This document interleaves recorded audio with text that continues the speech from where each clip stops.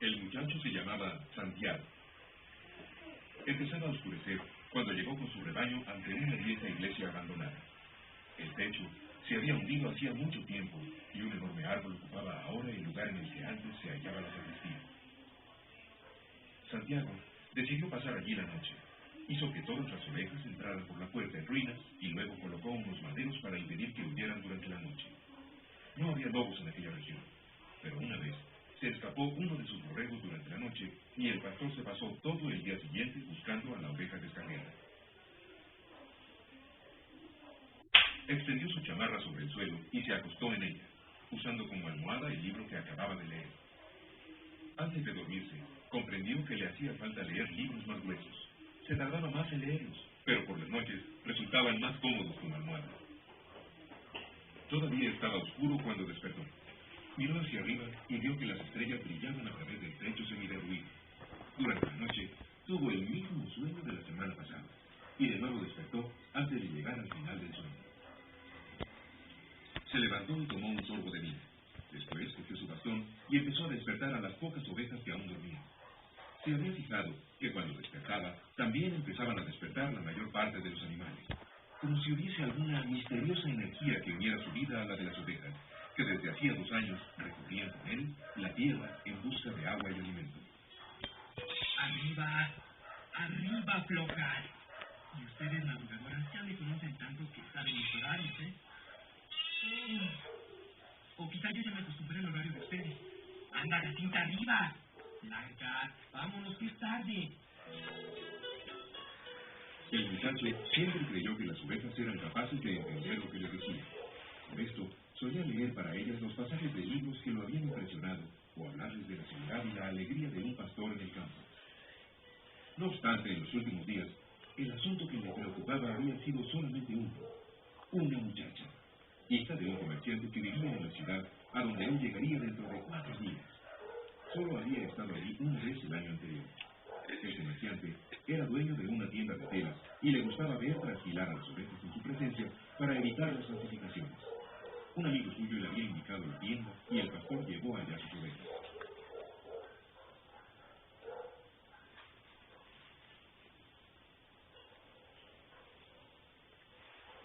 Vengo a venderle algo de lana.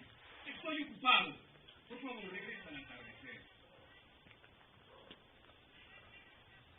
Santiago se sentó en el pavimento de la tienda y sacó un libro de su mochila. Un momento después, una bella joven se sentó junto a él. ¿No sabía que los pastores fueran capaces de leer libros? ¿Eh? Es porque las ovejas enseñan más que los libros. ¿Cómo aprendiste a leer?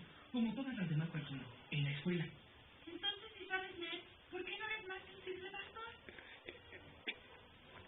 Santiago se disculpó como pudo para no responder a aquella pregunta.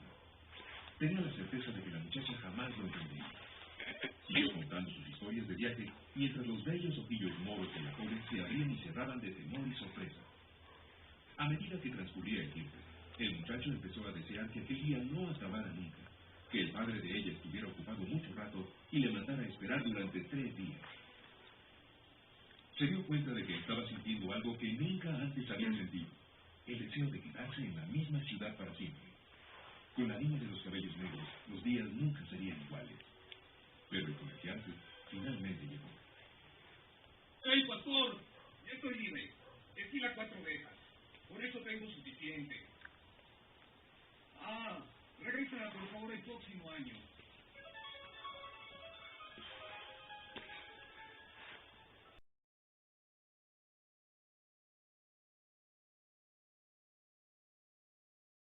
De cosas para vender. Finalmente, llegaron a una gran plaza donde había un mercado. Había millares de personas discutiendo, vendiendo, comprando verduras, dagas, alfombras. Pero el muchacho no perdía de vista a su nuevo amigo. Al fin y al cabo, él tenía en las manos todo su dinero. Pensó en pedirle que se lo devolviera, pero le pareció que no era prudente. No conocía las costumbres de las tierras extrañas que estaba pisando. Pensó que bastaba con vigilarlo. Después de todo, él era mucho más fuerte. De repente, en medio de toda aquella confusión, estaba la espada más bella que sus ojos habían visto. ¿Ya viste esa espada? Es preciosa. ¿Cuál? Esa, la plateada. La que tiene el puño negro con piedras incrustadas. voy a comprar cuando regrese de Egipto.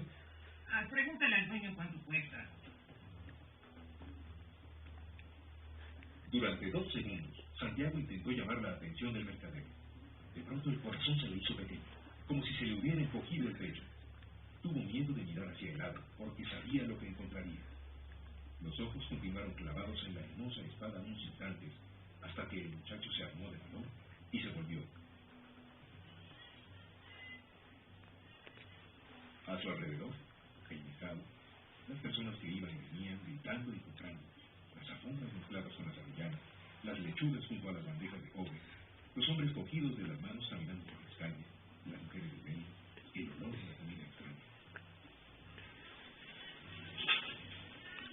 Y en ningún sitio, el rostro de su compañero.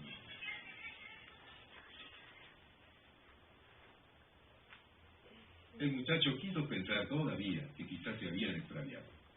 Decidió quedarse allí mismo, esperando a que el otro volviera. La gente del mercado poco a poco comenzó a marcharse. El sol empezó a marcharse también. Santiago recordó que cuando el sol había salido por la mañana, él se encontraba en otro continente. Era un pastor, tenía 60 ovejas y tenía que verse con una joven. Por la mañana sabía todo lo que sucedería mientras andaba por los campos. Sin embargo, ahora que el sol se escondía, él estaba en un país diferente. Era un extraño en tierra extraña, en la que ni siquiera podía entender la lengua que hablaban. Ya no era un pastor, y ya no tenía nada en la vida, ni siquiera dinero para empezar todo de nuevo. Y sintió pena de sí mismo, porque a veces en la vida las cosas cambian en el espacio de un simple grito, antes de que las personas puedan acostumbrarse a ellas. Le daba vergüenza llorar. Nunca había llorado delante de sus propias ovejas. Mientras tanto, el mercado estaba vacío y él estaba lejos de su patria. El muchacho lloró porque Dios era injusto y premiaba de este modo a las personas que creían en sus propios sueños. Se sintió solo. Le hubiera gustado hablar con sus ovejas, pero no estaban ahí. Sin sentirlo, comenzó a hablar solo en voz alta mientras pateaba una lechuga. De ahora en adelante voy a ser más duro y no voy a confiar en las personas porque una de ellas me traicionó. Quiero odiar a los que encontraron tesoros escondidos porque yo no encontré el mío. Voy a intentar siempre conservar lo poco que tengo porque soy demasiado pequeño para abarcar el mundo. En ese momento, abrió su bolsa para ver si tenía alguno de los bocadillos que había comido en el barco. ¡Uy!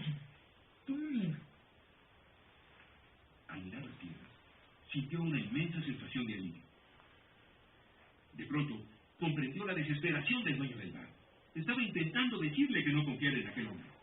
Santiago pensó que, como todas las personas, había visto las cosas como él quería que fueran, no como realmente eran. Se quedó mirando las piedras. Ellas eran su tesoro. El mero hecho de tocar las piedras le infundió más tranquilidad. Le recordaban a la anciana. Cuando quieres una cosa, todo el universo conspira para que puedas conseguirla. Quería comprender cómo aquellas palabras podían ser verdad. Estaba allí en un mercado vacío, sin un centavo en el bolsillo y sin ovejas. Pero las piedras eran la prueba de que había encontrado a un rey que sabía su historia, sabía acerca del arma de su padre y de su primera experiencia sexual. Las piedras sirven para la adivinación. Haz preguntas claras, porque las piedras solo sirven para el que sabe lo que quiere. El muchacho colocó las piedras dentro de la bolsa y decidió experimentar. ¿Todavía está conmigo la bendición del viejo?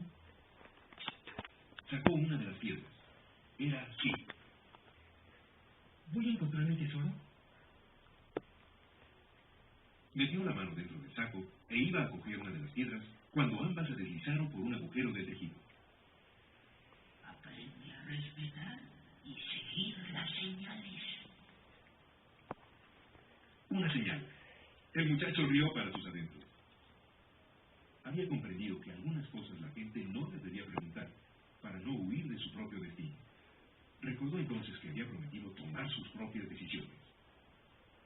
Miró el mercado vacío y no sintió la desesperación de antes. No era un mundo extraño, era un mundo nuevo. A fin de cuentas, todo lo que él quería era exactamente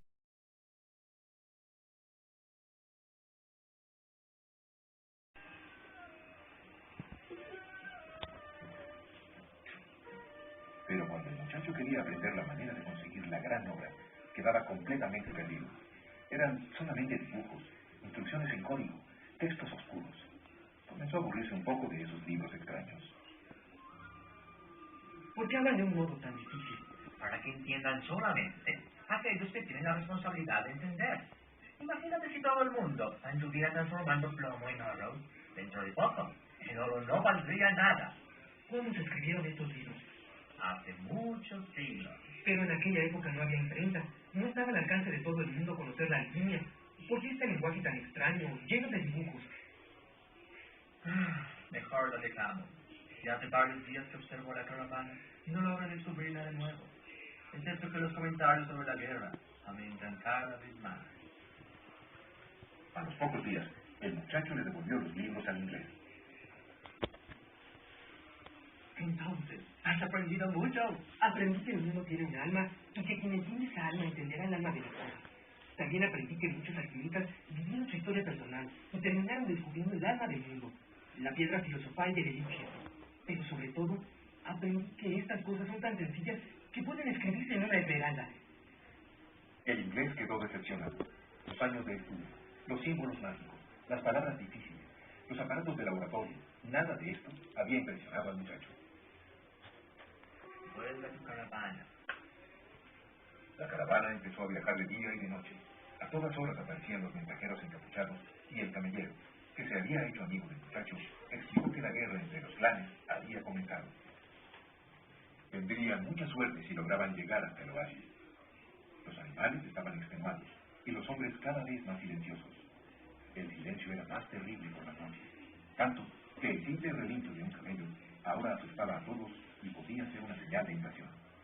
No obstante, el camellero no parecía estar muy impresionado con la amenaza de guerra.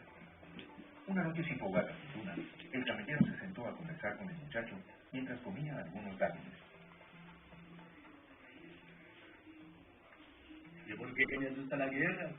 Mira, muchachos, estoy vivo. Mientras estoy comiendo, no hago nada que no sea comer. Si ya estuviera caminando, solo caminaría. Si tengo que luchar, será un día tan bueno para morir como cualquier otro. Mal que no vivo ni en mi pasado, ni en mis futuros. Tengo solo el presente y solo él me interesa. Si puedes permanecer siempre en el presente, entonces serás un hombre feliz. Percibirás que en el desierto existe vida, que el desierto tiene estrellas y que los guerreros luchan, porque esto forma parte de la raza humana. La vida será una fiesta, un gran festival, porque ella es siempre y solo el momento que estamos viviendo. ¿Qué hay ahí? Es el oasis, ¿Y por qué no vamos allá inmediatamente? porque necesitamos dormir.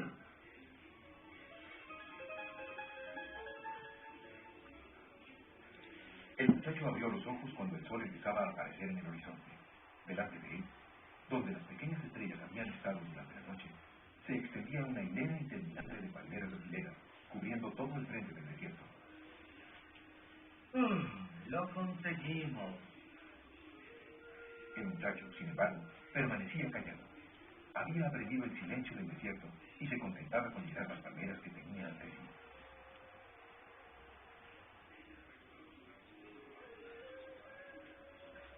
El alquimista vio llegar centenares de personas al oasis. Las personas gritaban detrás de los recién llegados. La polvareda tapaba el sol del desierto y los niños saltaban de alegría al ver a los extraños. El alquimista vio cómo los jefes del oasis se acercaban al líder de la caravana y conversaban largamente entre sí. Pensó que tal vez Dios había creado el desierto para que el hombre pudiera sonreír con las palmeras. Después decidió concentrarse en asuntos más prácticos. Sabía que en aquella caravana venía el hombre al que debía enseñar parte de sus secretos. Las señales le habían contado todo esto. Todavía no conocía a este hombre, pero sus ojos experimentados lo reconocerían cuando lo vieran. Esperaba que fuera alguien tan capaz como su aprendiz anterior.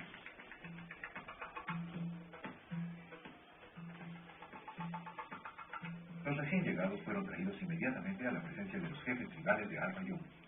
El muchacho no podía creer lo que estaba viviendo. A diferencia de ser un pozo rodeado por algunas palmeras, el oasis era mucho mayor que varias aldeas de España. Tenía 300 pozos, 50.000 palmeras de dátiles y muchas tiendas de colores esparcidas entre ellas.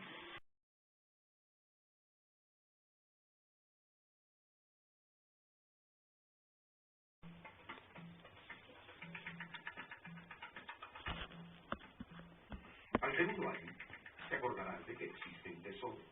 Las señales empezarán a hablar de esto con insistencia y tú tratarás de ignorarlas. Usarás tu saber solamente para el bienestar del oasis y de sus habitantes. Los jefes tribales te lo agradecerán. Tus camellos te reportarán riqueza y poder. ¿Para qué esperas? Las señales continuarán hablando de tu tesoro y de tu historia personal. Vas a pasar de noches y más noches andando por el oasis y Fátima será una mujer triste porque hizo que tu camino quedara interrumpido. Pero tú le darás amor y serás correspondido. Vas a recordar que ella jamás pidió que te quedaras, porque una mujer del desierto sabe esperar a su hombre. Por eso no vas a culparla, pero vas a andar muchas noches por las arenas del desierto y por entre las palmeras, pensando que quizá pudiste haber seguido adelante, haber confiado más en tu amor por Fátima, porque lo que te mantuvo en el oasis fue tu propio miedo de no regresar nunca. Y a estas alturas, las señales te indicarán que tu tesoro está enterrado para siempre. Al cuarto año, las señales te abandonarán porque no quisiste oírlas. Los jefes tribales lo entenderán y serás destituido del consejo. Para ese entonces, serás un rico comerciante con muchos camellos y muchas mercancías, pero pasarás el resto de tus días vagando entre las palmeras y el desierto, sabiendo que no cumpliste tu historia personal y que ahora es demasiado tarde para ella. No habrás comprendido que el amor nunca impide a un hombre seguir su historia personal. Cuando esto sucede, es porque no era el verdadero amor, aquel que habla el lenguaje del mundo. Voy con usted. Partiremos mañana antes de que salga el sol. Me voy a ir. Y quiero que sepas que volveré. Yo te amo porque... No digas nada. Se ama porque se ama. No hay ninguna razón para amar. Yo te amo porque todo el universo conspiró para que yo llegara hasta ti. Antes yo miraba el desierto con deseo. Ahora será con esperanza. Mi padre partió, pero volvió para mi madre. Y continúa volviendo siempre. Volveré como volvió tu padre para tu madre.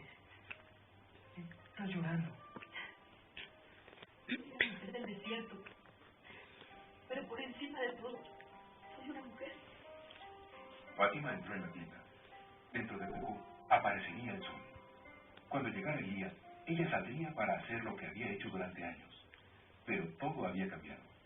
El muchacho ya no estaba en el oasis, y el oasis ya no tendría el significado que tenía poco tiempo antes. Ya no sería el lugar con 50.000 palmeras y 300 pozos. El oasis, desde aquel día, sería un lugar vacío para ella.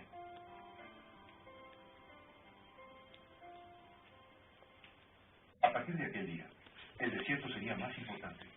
Ella iría a mirarlo siempre, intentando saber qué estrella estaba siguiendo el muchacho en busca del tesoro.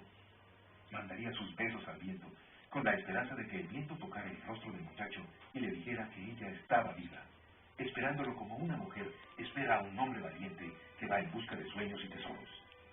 A partir de aquel día, el desierto sería una cosa solamente, la esperanza de su regreso.